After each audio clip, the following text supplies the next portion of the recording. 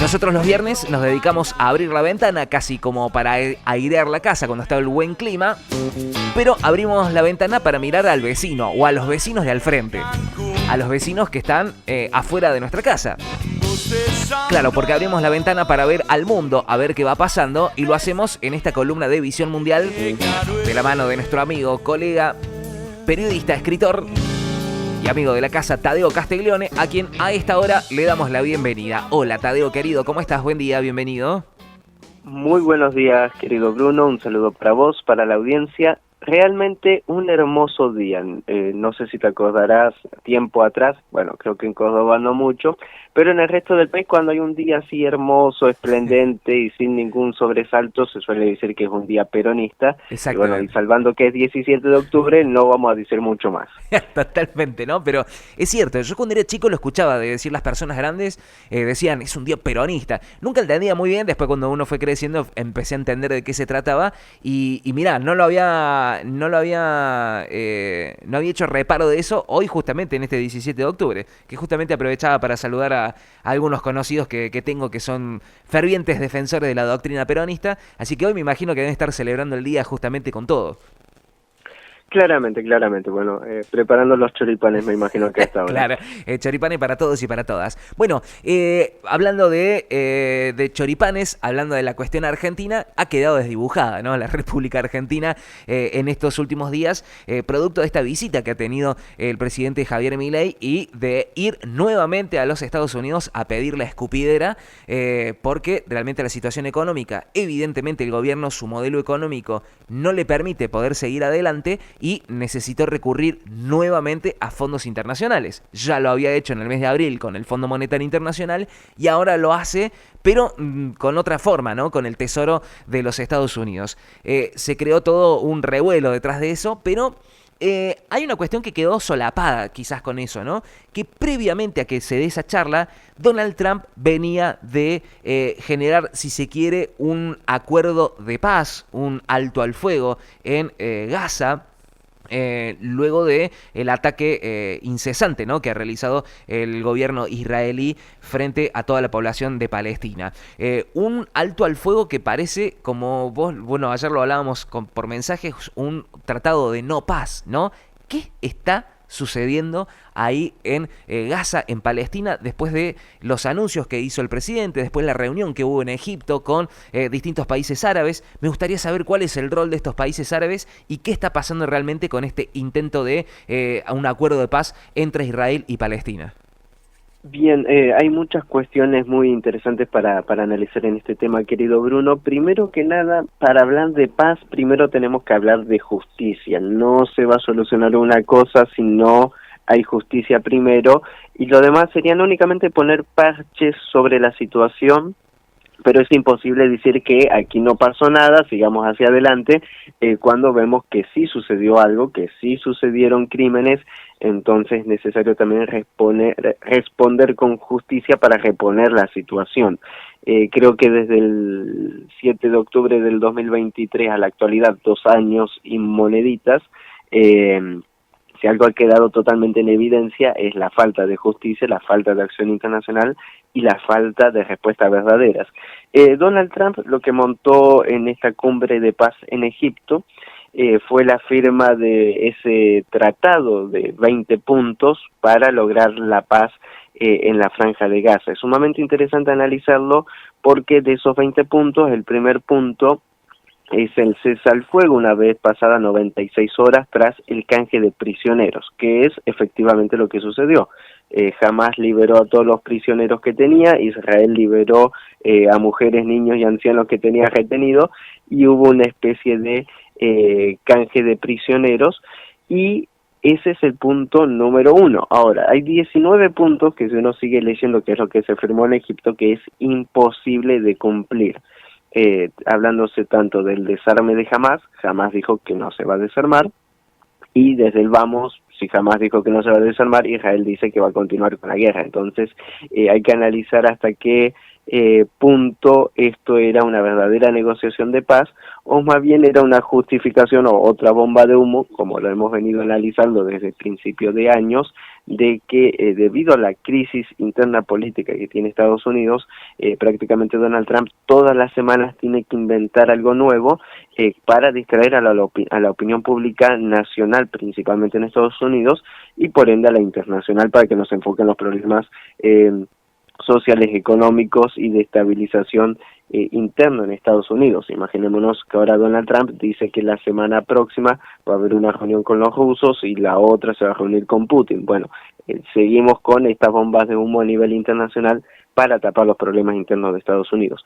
Ahora bien, esta cumbre de paz, que ya dijimos, un punto nomás se puede cumplir y después van a ser situaciones muy tensas, lo único que sirve es para, y en buena hora por cierto, el ingreso de ayuda humanitaria. Recordemos que Israel había bloqueado cualquier ingreso de ayuda humanitaria, se estaban viviendo situaciones humanitarias muy complicadas en la Franja de Gaza, entre ellas una hambruna galopante y una gran desnutrición infantil. Entonces, uno de los éxitos que se tiene es permitir la entrada de ayuda humanitaria a esta zona.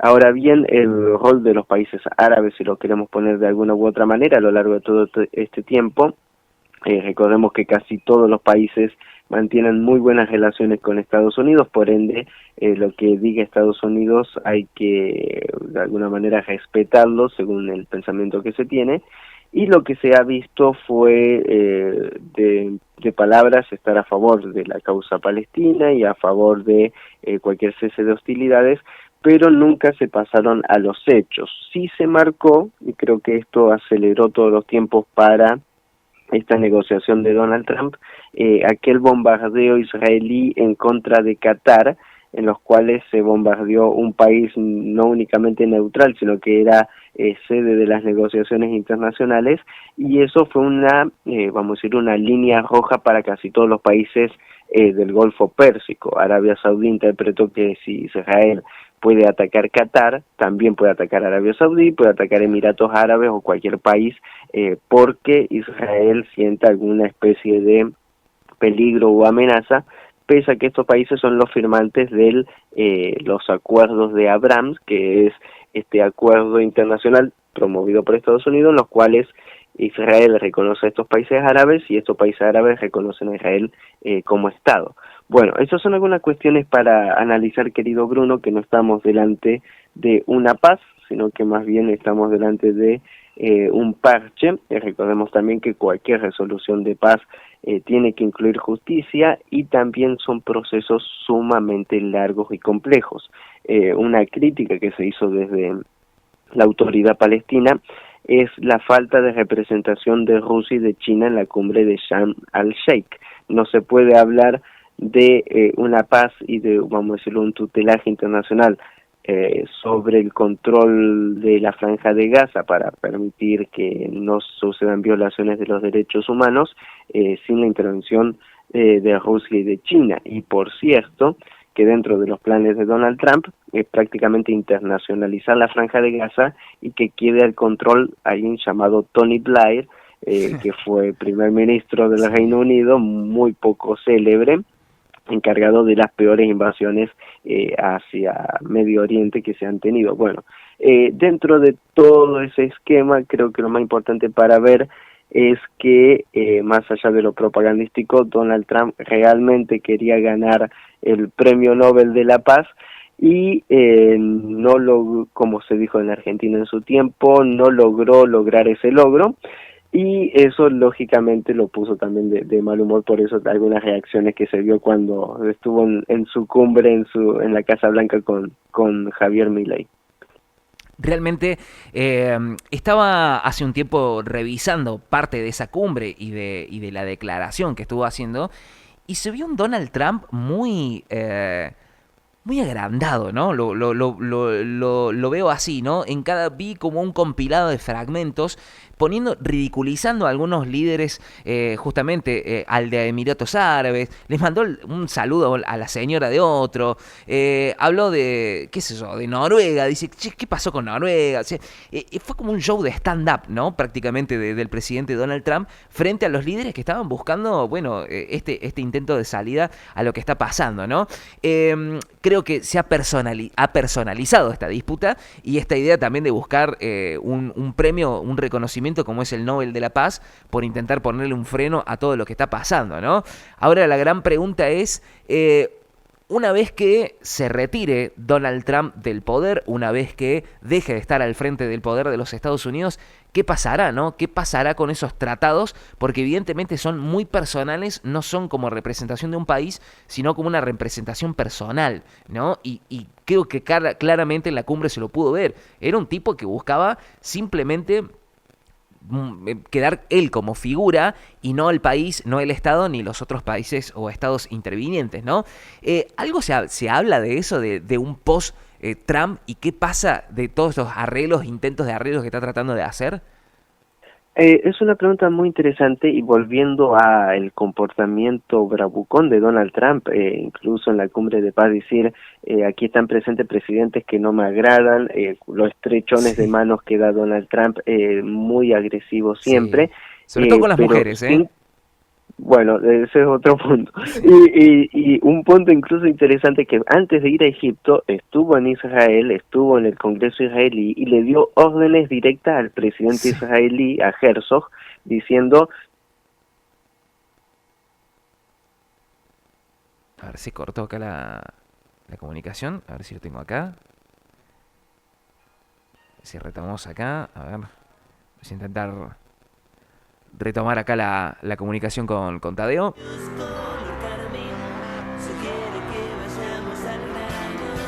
Vamos a volver a contactarlo. Bueno, el otro día también anduvimos con algunas complicaciones en la comunicación. Vamos a ver si podemos retomar nuevamente con Tadeo. Estamos haciendo un repaso justamente por lo que ha acontecido en esta cumbre en Egipto, de este intento de lograr la paz, ¿no? Ahí entre Israel y Palestina, con Donald Trump como el principal, ¿no? Referente de intentar llevar este alto al fuego, con la liberación de los rehenes, etcétera, etcétera, ¿eh? Vamos a ver si lo logramos si no lo hacemos por esta vía, lo haremos a través de esta vía, ¿eh? Estamos haciendo Visión Mundial con Tadeo Castiglione, nuestro especialista, nuestro analista internacional de todo lo que viene sucediendo y aconteciendo en el mundo, poniendo la lupa justamente en lo que ha sucedido allí en la cumbre. Retomamos de nuevo la comunicación. ¿Nos escuchás, Tadeo, por ahí? Fuerte y claro. Perfecto. Estamos en contacto. Se había cortado, quedamos justamente en esta intervención de Donald Trump, decíamos, estas bravuconadas, ¿no? Que se lo vio claramente. Sí, e incluso mencionaba que antes de estar en Egipto había estado en Israel, le dio órdenes al presidente israelí, a Herzog, diciendo, che, firmame un indulto para Netanyahu, es decir, incluso interviniendo en la política de un tercer país, para que su amigo quede libre de toda causa judicial, no por todos los crímenes que se hayan cometido, sino por corrupción, que es el principal cargo que tiene encima Netanyahu, y que este arreglo de paz le quita la justificación a Israel de seguir manteniendo el estado de guerra. Recordemos que la justificación era hasta que no se liberen los prisioneros. Bueno, ahora se liberaron los prisioneros, no hay excusa para seguir manteniendo el estado de guerra. Pero si se cae el estado de guerra, inmediatamente puede caer el gobierno de Netanyahu por sus causas judiciales, porque se reactivaría la normalidad dentro de Israel. Bueno, en medio de eso, Donald Trump pidiendo un indulto para su amigo. Todo eso marca que toda la política exterior que se está llevando a cabo, en parte es capricho de Donald Trump, y en parte hay una disputa interna entre los halcones de la guerra dentro del Partido Republicano y aquellos un poco más sensatos que están viendo cómo hay que reconfigurar el mundo y no quedarse fuera. Bueno, eso es toda la situación interna, y en medio un líder que parece que... bueno, está de moda no estar tan cuerdo en algunos lugares. Parece, ¿no? Hay una tendencia y, bueno, evidentemente es llamativo, ¿no? Pero tiene que ver también con toda una cuestión mundial, ¿no? No solamente nosotros tenemos nuestros referentes, sino que también se da a nivel mundial con la imagen de Donald Trump.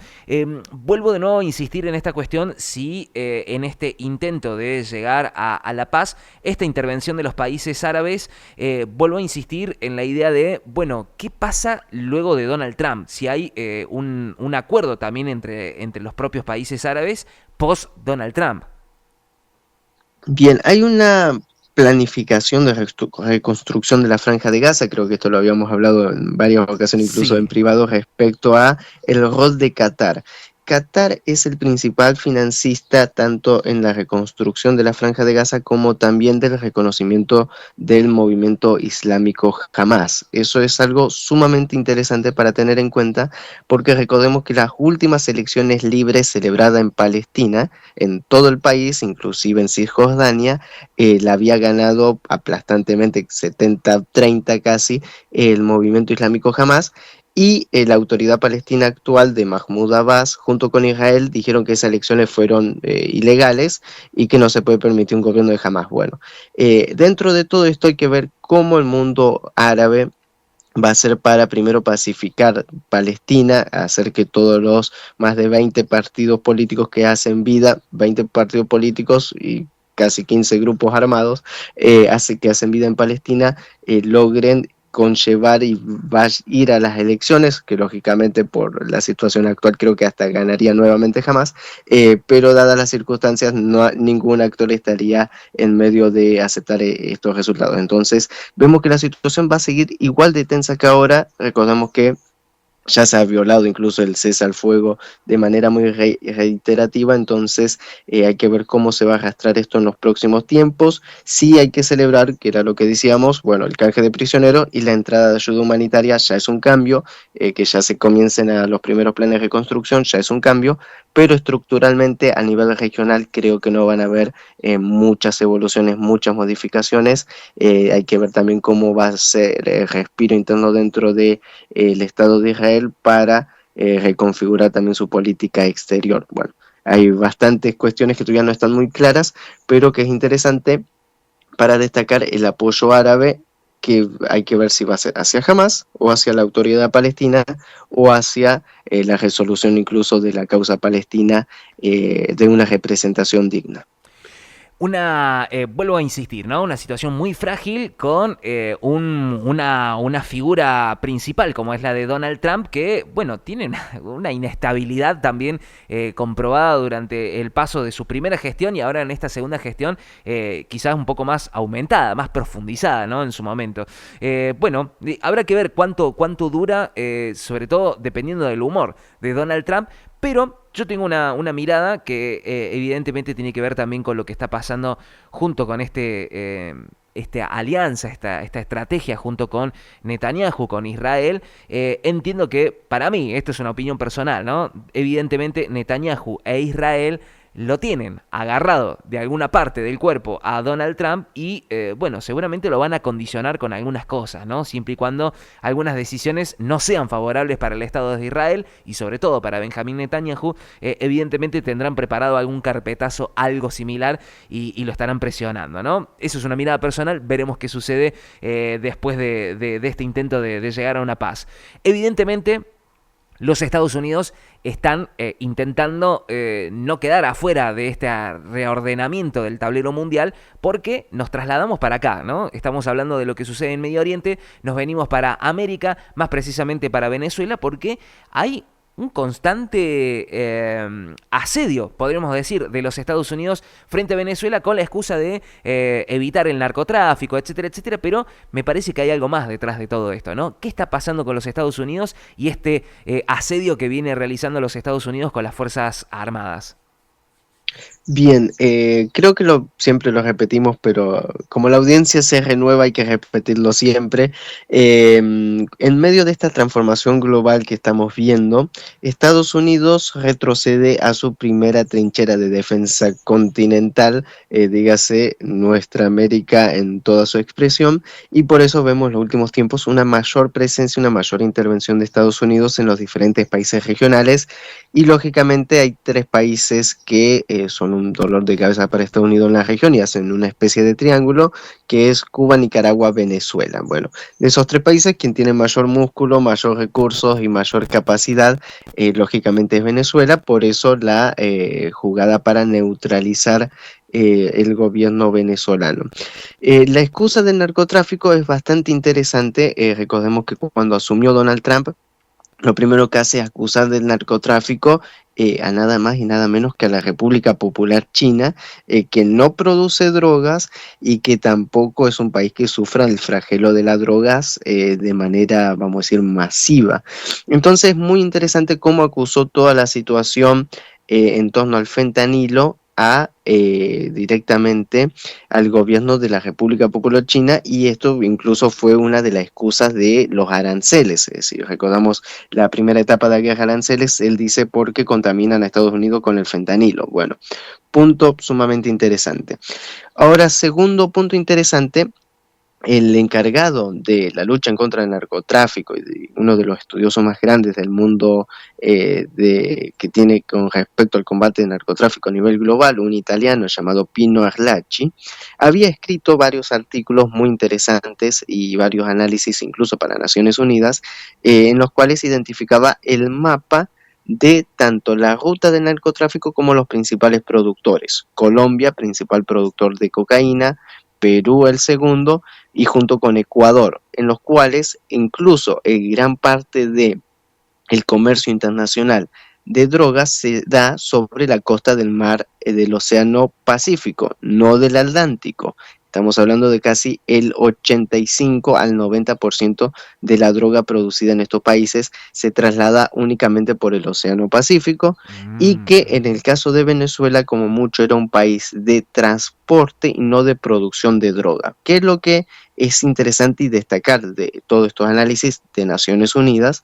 Es que con estos datos se cae aquel relato de acusaciones en contra del gobierno venezolano de permitir el narcotráfico y de incluso, que es otra excusa muy interesante, que es que el gobierno venezolano en su conjunto, Nicolás Maduro, Diosdado Cabello, Vladimir Padrino López y todo el alto mando del gobierno venezolano, son parte de un cartel de la droga, el cartel de los soles, del cual nadie tiene conocimiento. Fred Machado en Argentina y Esper no recibían dinero de Nicolás Maduro, recibían dinero del cartel de Sinaloa. Bueno, todas esas cuestiones es sumamente interesante para tenerlo en consideración, porque no se condice con la realidad.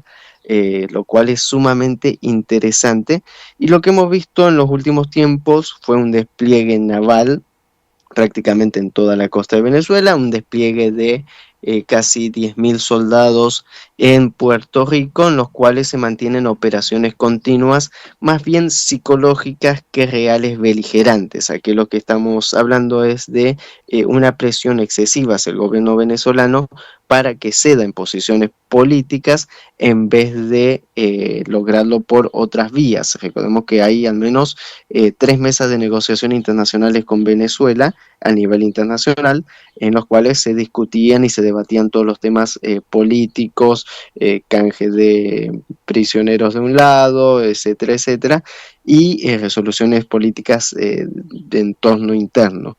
Ahora bien, lo que estamos viendo es una mayor beligerancia, vamos a decirlo de alguna manera, en los cuales también se condice con el tema que estábamos mencionando anteriormente del Premio Nobel de la Paz. Que no lo haya ganado Donald Trump, que lo haya ganado María Corina Machado, dice algo muy interesante, lo cual, por cierto, entre María Corina Machado, la OTAN, Donald Trump y Netanyahu, creo que bien merecido en esa lista que sea María Corina Machado, porque era el tren fantasma. A lo que vamos es que esta opositora, María Corina Machado, más allá de no tener una representación política fuerte en Venezuela, incluso en todas las, vamos a decirlo, internas de la oposición para elegir candidato a presidente que se hayan celebrado históricamente, siempre salía última o anteúltima, es decir, sin ninguna representatividad real en Venezuela, con causas judiciales abiertas en Venezuela, y en la última elección presidencial ya no se pudo postular porque primero había aceptado un cargo político de un país extranjero, dígase de Panamá. Ella había aceptado un cargo político en una representación de Panamá y es decir, casi renunciando a su ciudadanía. Y en segunda ocasión, una ley que se sacó en Venezuela, en los cuales ningún candidato eh, puede decir abiertamente que está a favor de una intervención militar en Venezuela. Es decir, acá sería interesante también cuántos candidatos podrían quedar en pie para decir que las Malvinas son argentinas, únicamente con eso.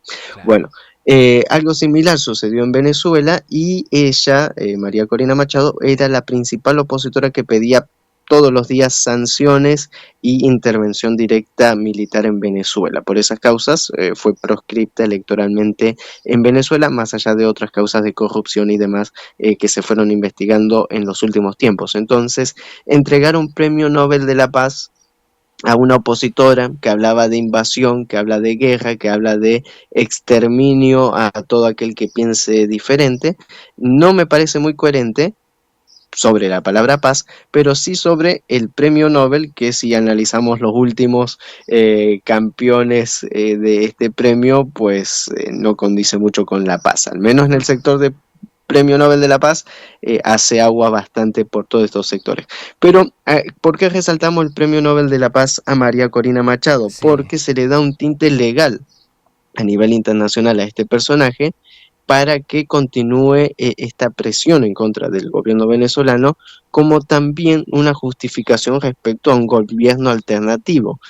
Años anteriores, en un país llamado Myanmar o Birmania, cambiaron el nombre hace no tanto, Sí. se le entregó el Premio Nobel de la Paz también a una luchadora social interna en este país, y al poco tiempo fue primer ministra directamente, ganó las elecciones con el respaldo Mm. de el Premio Nobel de la Paz, y llevó a cabo una de las persecuciones religiosas más grandes de la historia de la humanidad, que fue en contra de los rohingyas, dígase una minoría musulmana con presencia en Myanmar, en los cuales liquidaron cientos de miles de personas, estamos hablando en la última década. Entonces, que por cierto, culminó la situación en Myanmar con esta señora presa y con un golpe militar. Entonces estamos hablando que esta justificación de los diferentes premios, esta excusa de la lucha contra la droga, la presencia militar en la región y toda la presión que se está dando, lógicamente busca lograr un cambio de régimen, un cambio de gobierno en Venezuela. Hay que ver cómo esto logra, vamos a decirlo, su cometido en una región en la cual ya dijo Colombia que cualquier intervención en contra de Venezuela es una intervención en contra de Colombia. Vemos que hay una unidad también importante de parte de muchos de los países del Caribe, que si bien parecen ser insignificantes, levantan también su voz. Entonces hay que ver cómo esto termina. No parece que podamos tener algún escape de solución negociada diplomática, porque hay una irracionalidad de un lado que bajo este discurso de la lucha en contra del narcotráfico no hace caso omiso a lo que la misma Naciones Unidas dice respecto al narcotráfico. Claro. Hay un tema interesante porque un gobierno muy aliado de Estados Unidos en la región, como es el presidente Noboa de Ecuador. Recordemos, Ecuador es un país totalmente intervenido, prácticamente en guerra civil, en los cuales hasta tuvieron que cambiar la sede de la capital, la sede administrativa del Poder Ejecutivo por la violencia desatada en el país. La compañía naviera del presidente, que es una compañía bananera de venta de plátanos y bananos, fue incautado en España un encargamento de la compañía del presidente, en los cuales la banana iban con drogas que comercializaba con triangulización de la mafia de Albania. Y también en Rusia, 1,5 toneladas de bananas procedentes del Ecuador venían con cargas de drogas. Entonces, creo que si tenemos que enfocar un país en lo cual el presidente está asociado directamente con su empresa familiar en el contrabando de drogas, no sería precisamente Venezuela, sino que sería Ecuador. Bueno, hay muchas cuestiones muy interesantes para analizar. Recordemos que este flagelo de la droga también tiene su origen en Estados Unidos a través de la composición de drogas sintéticas por la CIA, dígase, y toda la manera de buscar supersoldados a través de dos grandes proyectos, como era el Bluebeard, principalmente Pájaro Azul, que es llamativo porque hay muchas canciones, muchas referencias y muchos libros sobre Pájaro Azul. Siempre que veamos Bluebeard en cualquier lugar, prestemos atención, es un símbolo muy interesante de la inteligencia de Estados Unidos. Entonces se habían formado todas estas drogas sintéticas para la creación de supersoldados. Después, que se utilice también para la manipulación civil, para romper las mentes y demás, es otro tema sumamente interesante. Pero bueno, para capitalizar y hacer un cierre, prestemos atención a lo que pasa en Venezuela, prestemos atención a los actores, no nos quedemos con los hechos superficiales, sino que escarbemos un poco más para entender un poco más la realidad y acercarnos a la verdad. Interesantísimo, como siempre, el placer de poder escuchar y poder entender justamente qué está sucediendo en nuestro mundo y sobre todo acá, ¿no? Tan cerquita. En nuestro continente, como lo que justamente está pasando allí con Venezuela. Hay que prestarle mucha atención, sobre todo también que en el último tiempo se habló mucho, ¿no? de esta sociedad, ¿no? Entre el narcotráfico y la política argentina, ¿eh? Así que a prestar muchísima atención a eso. Tadeo, como siempre, el agradecimiento por estos minutos al aire con nosotros, el deseo de una buena jornada y un buen fin de semana para vos. Igualmente, querido Bruno, excelente fin de semana para todos y bueno, que disfrutemos este hermoso día 17 de octubre. Sí, señores, así va a ser. Un abrazo muy grande para vos. Estuvimos conversando con Tadeo Castiglione, nuestro colega, amigo, hablando justamente de lo que va pasando en el mundo, en la columna de Visión Mundial. Bueno, este intento de acuerdo de paz entre Palestina e Israel, la intervención de los Estados Unidos en lo que está pasando justamente con Venezuela. Bueno, siempre tratando de mirar un poquito más allá, tratando de mirar un poco la reversa de la trama, como lo hacemos siempre de la mano de Tadeo Castiglione. Pasó Visión Mundial en la mañana de No La Ven.